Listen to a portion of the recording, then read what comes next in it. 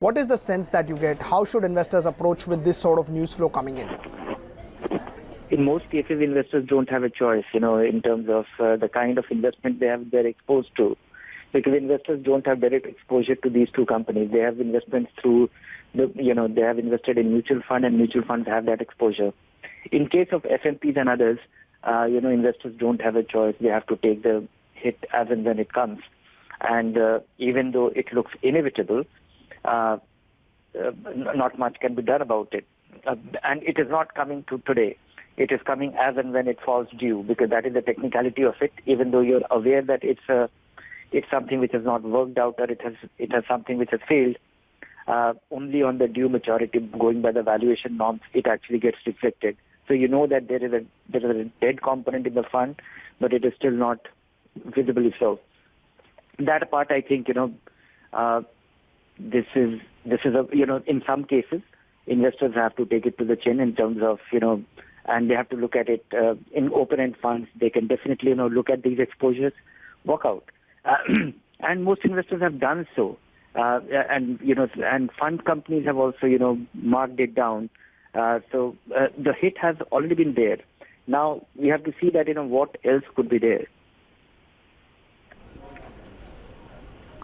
Right. Right. Can we just, after the Z episode, the sort of hit that has been taken, you think investors are aware that such things can come in big mutual funds and big corporates? Yes, investors are aware. But, there are two parts to it. One is that investors do come to mutual funds for a slightly superior return, for greater tax efficiency. That's the deal. And, of course, the practicality of the selling process, the way mutual funds are sold by banks, many cases, somebody will be told across the counter that why do this fixed deposit, why not do this FMP. Those are the kind of things, but that is something, that will get into the realm of mis-selling. The way mutual funds are sold in this country, many small investors will be in for a surprise because they never thought that it is this risky or a part of the money will be stuck.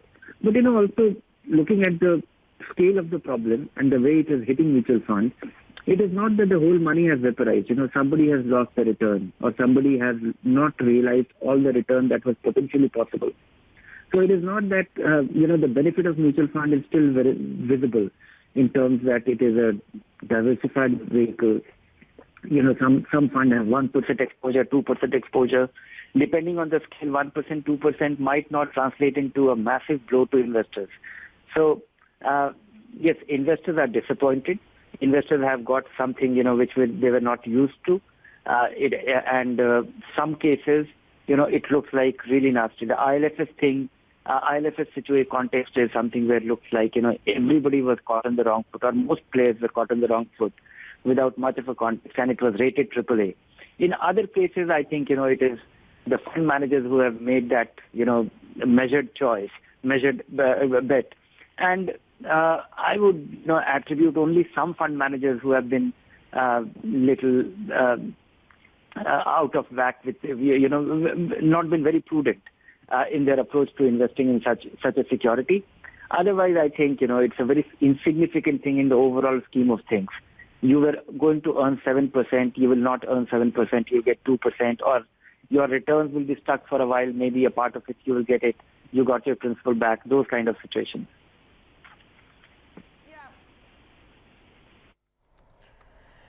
Hi Dhirendra, it's Nayantara. Before we wind up this conversation, I want to ask you something that, a lot of investors are fearing. I suspect that even industrialists and fund managers don't have the answer to this one, which is that, was this NBFC and housing finance companies crisis contained also because of elections? So the worst is yet to come. There's a lot of rot in the system that still needs to be dealt with, that still has to be revealed. Having said that, it could have serious repercussions maybe on liquidity, on the financial markets. You've got hints on this front from Uday Kotak in the past. So from that perspective, Dhirendra, what are you advising your clients? Is it still a good time to invest in mutual funds, to invest in SIPs, or, what is it that you're telling them? Because we don't know how bad the situation really is going to get and who all it's going to affect.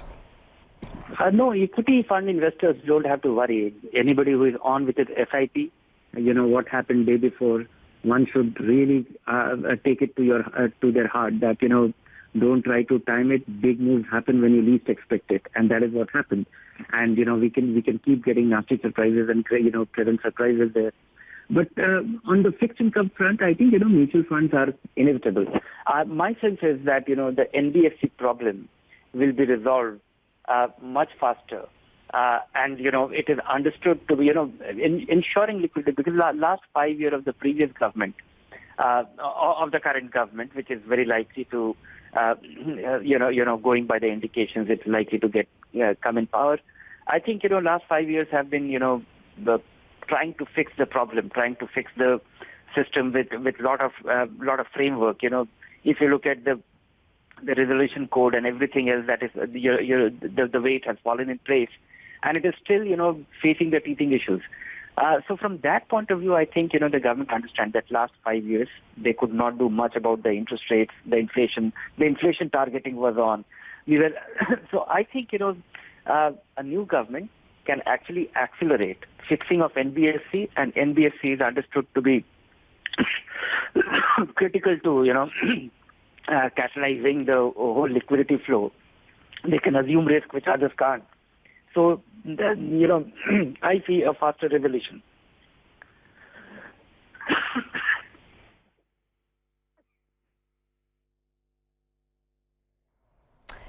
Right, Dhirendra, we're going to leave it at that. So that's the advice coming from Dhirendra Kumar. Equity mutual funds, of course, very, very safe. Debt mutual funds, a lot of uncertainty still